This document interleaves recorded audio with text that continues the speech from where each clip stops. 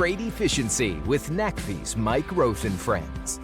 Here in episode 107, we're joined by Elaine Jones. She's Chief Financial Officer at Stillwater Hospice and NACFE's accountant, where she talks about the importance of target costing in product design and why everyone needs to understand what something costs to build and why. She also shares her thoughts about NACFE, the contractor business model they have, and she gives advice on getting through these times of uncertainty and even gives Mike some very specific advice for the future. Today we have joining us Elaine Jones. She's the Chief Financial Officer at Stillwater Hospice, and she's been NACFE's accountant since our start. So welcome to the podcast, Elaine. Thank you for having me. I always start these podcasts asking my guests if they remember how we met and became friends. And I think you're well over 100th podcast, so I'm not going to stop now. Do you remember? It's been a long time, Elaine. Do you remember how we met and became friends? I do remember. So we were both working at Navistar, and I was managing the product costing department, and our main function was to promote target costing and try to get all the programs at Navistar to utilize target costing. So I was giving you my pitch on how we really needed to fully support target costing and roll out all facets in every program. Yeah, so that would have been in the late 90s. Mm-hmm. And there was a lead program in the series that was working on medium duty box trucks. And then I came along with the more vocational work trucks. We called it severe service. I had no idea what target costing was. So I probably was pretty ignorant to what you were suggesting. You asked some great questions. Well, you don't need to go through all of it, but that would have been 30 years ago. Yeah. Almost 30 years ago. So what is target costing? Or I think I've heard it called should be costing in the past, but it's basically before you set it any sort of design in place. But, we got a lot of engineers likely listen to this. So what is it? And maybe give us a grade on how we did way back when. Right. Ooh, that's going to be good. So target costing or should be costing is a good enough phrase to use for it. So what it really means is right up front, before you've even sketched anything on a napkin, let's call it, you're using cost as a factor or a parameter in design. So many times the product gets designed and then someone says, well, how much can we sell it for? And how much does it cost? And are we going to make any money? Well, doing that right up front and setting it as a design parameter and saying not first, how much will it cost, but first, how much can we sell it for? What does the market tell us? And then let's back into a cost after we've determined the margin that we desire and using that again as a design parameter. And so it sounds very basic, but so many companies don't utilize target costing. Yeah, and if I remember, it has to be broken down to sort of the subsystem or maybe a system and a subsystem level, because you kind of know what the whole truck costs, but how do you give engineers direction on things like a cab or suspension or so forth?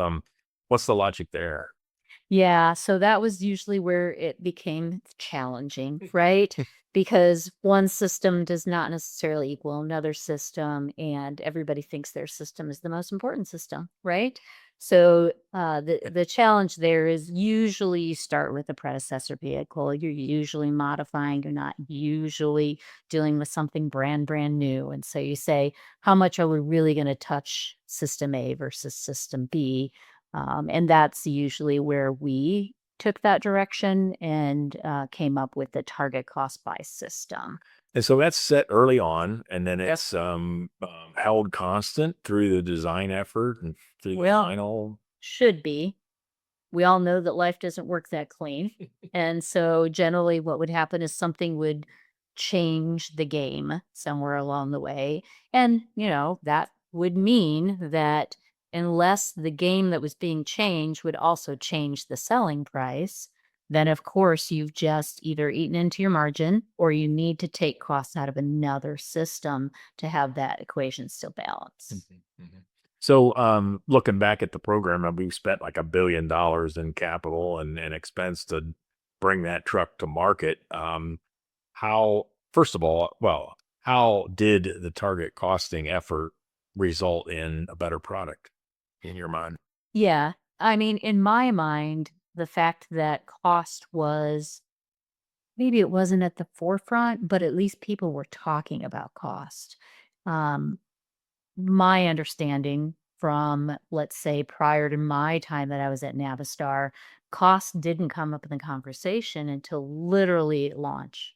So talking about it anywhere earlier than that was always a betterment to the end result. Um, again, not perfect. And were we 100% driving down to the cost number way before the design? No, but Yeah.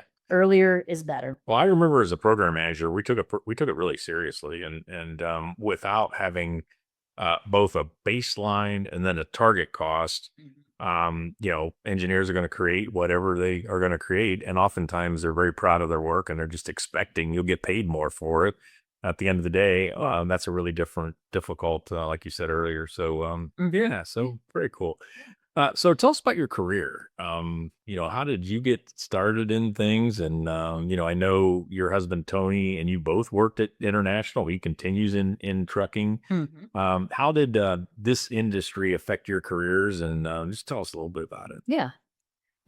So I got my degree in accounting at Indiana University, and when I graduated, the market was really rough, hard to get a job.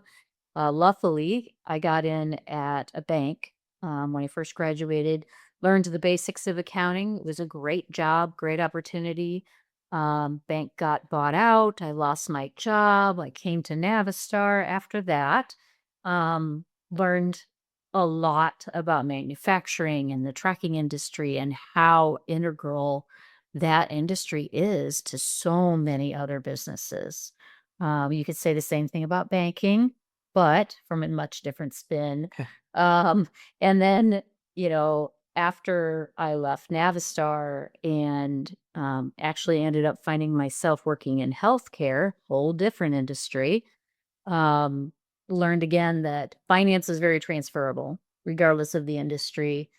Everyone needs to understand what is costing me and why is it changing, and what can I do to make it better. So that's been kind of my background at a very, very high level.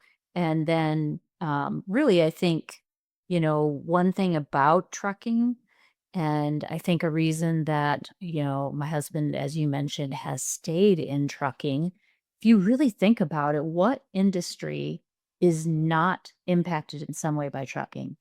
I was just talking about Microsoft the other day. They're opening a data center a week, maybe two, and the amount of hard drives and computers they're shipping, just Mhm. the value and the amount of them. So they're requiring a ton of trucking, moving computers to these data centers. Not something you'd think about. Yeah.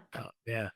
One of the common themes I hear when I ask questions like that is that a lot of the public recognition of trucking is often they're in our way. They're in our way on the freeways. Maybe they're stopped making a delivery, and I think it is a bit of an invisible industry. That you're exactly right. Those of us that are in it, we really see how important, we wouldn't have our food and our clothes and everything. Mhm. And I think during the pandemic, we saw a little of that with, truckers needing to get the proverbial toilet paper and food to the stores and so forth. So NACFE was able to keep you in trucking a little bit. So Yes. tell us about the phone call I gave you saying, "Hey, Right. can you help me not screw this up financially at the very early days?" And then here we are, 15 years later, we're still at it. So, yeah, tell us what you think about NACFE and your role here. In one respect, it seems like it was yesterday, Mike, that you gave me the phone call and asked me the question, would I be interested? So I certainly didn't know at that time where NACFE was going to go. But I'm so thankful that A, you called. B, I decided to say yes. It has been a really exciting journey to see the growth of NACFE and how, we literally started with what felt like nothing and very few of us. But what I've enjoyed watching is how a strong passion and a goal, right? A vision. And putting those together with these passionate people have really resulted in a very valuable resource and an entity that has become a very highly respected group of individuals. And that respect and passion to me has really been the key to NACFE's growth. And the growth in such a short period of time has really been phenomenal. Yeah, I think we're kind of an example of quality versus quantity. Mhm. It may sound a little weird, but I think we have been able to come up with people that are passionate about this with a clear goal. To your point, and just wanting it to be very successful and help influence the industry around the goals. And I think the goals are continually discussed with key industry leaders, whether it's NACFE board people or others. Our board chairman Rob Reich recently said that NACFE is always helping answer the questions that's on the mind of everybody in the industry. So from whether that's how do we spend less money on fuel for tractor trailers, or leaning into natural gas or battery electric and so forth, that we seem to really have our pulse on things. What do you think it is that motivates the NACFE folks? I mean, why do we have that sort of passion and that willingness to put in, plenty of time and hours around this? What's the motivation for us, do you think? Yeah. So I really think that the motivation is a NACFE contractor has a unique perspective of seeing the industry overall. So not just at company A or company B, and seeing the potential for those new cutting edge technologies, or maybe it's an old technology, but applying it in a different way. And that's exciting, right? And to see the potential and to see how it can impact so many different companies and make a difference to the bottom line. Obviously, myself, from a financial standpoint, that's this kind of stuff that gets me excited. Yeah, I think I think we are accelerating the good ideas, or maybe a better way to say, we're accelerating the ideas that are gonna make a difference and find their way into trucking or have adoption. I think we're also kind of uh, developing a skill of questioning those that may not, right? Hmm. There's the old term snake oil, and that's probably a bad term. It's more like just some things might be a good idea too early, or just might not be one that, really makes a lot of sense. I can think of a few companies that were starting to make progress, and some of the NACFE team was like, "Oh, wait a minute, that's going to be an expensive endeavor, or it's only going to be very niche in the marketplace and not scale like the inventor or the people are thinking it's going to be." So I think, yeah, I think, and if we do that well, boy, we're going to save a lot of money and time and frustration in the industry. And so I hear you. You mentioned contractors. So, when we started NACFE, and I remember you and I having this conversation about, let's start with part-time contractors, Mm. maybe people that have retired from the industry but love it and want to keep working but not work full time and do it somewhat part-time.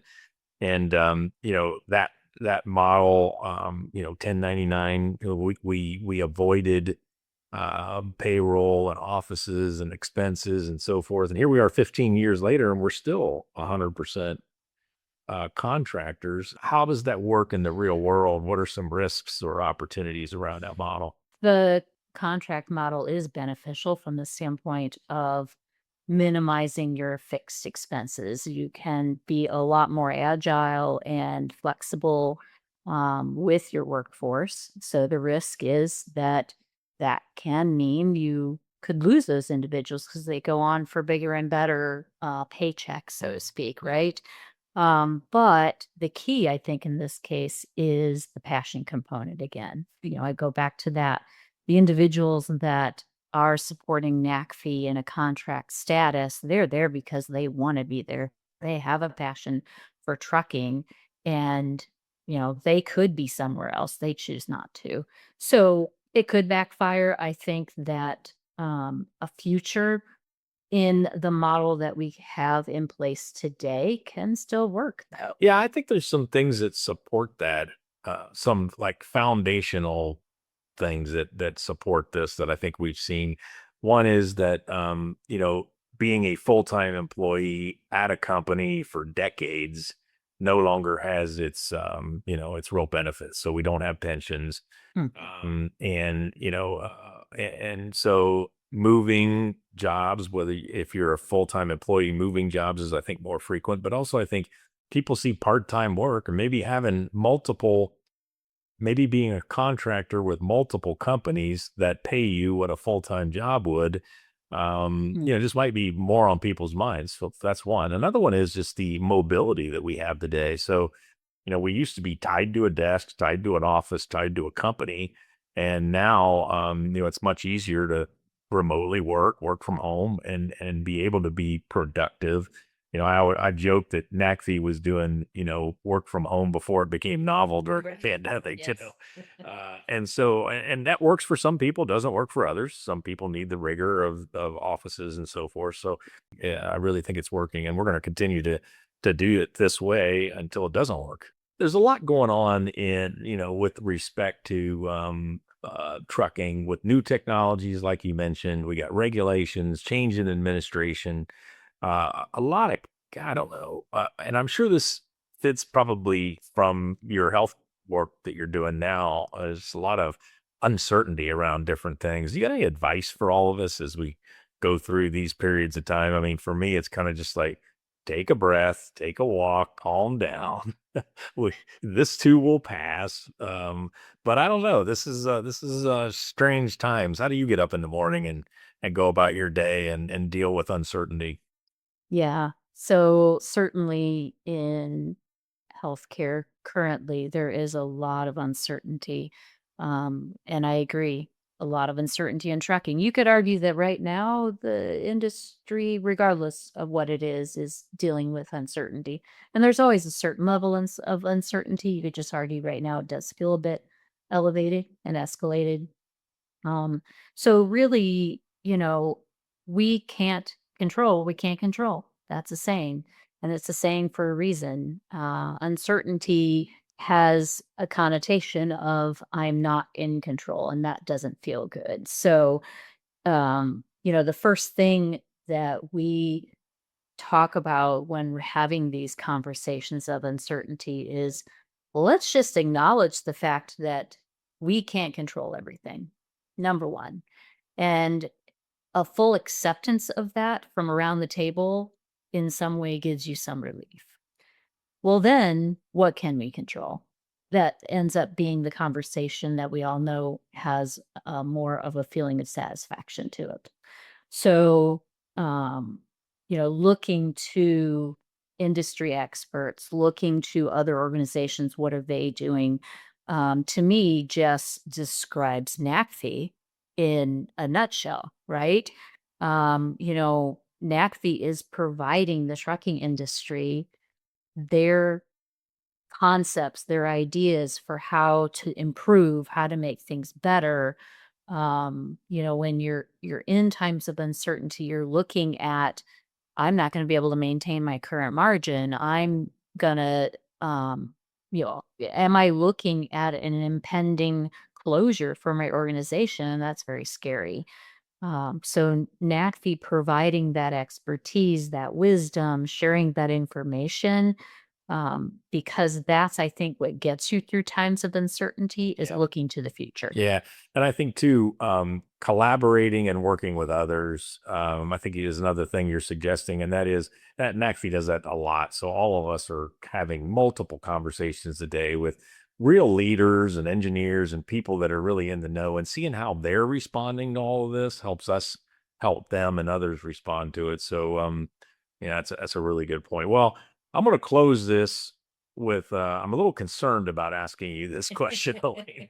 But usually I end with some sort of, I figure I've got great friends. They all have good advice and they're smart, and so I usually close with like, "What's your advice for the whole industry?" But I'm going to put you on the spot, and I hope I don't regret it. But what do you suggest that I do, leading this group, you see the inner workings of NACFE, but what should Mike Roth do differently or continue to do in your mind to navigate these times? Great question, Mike. So let's start with your strengths. So, Mike, you are phenomenal with people. You are phenomenal at conversations.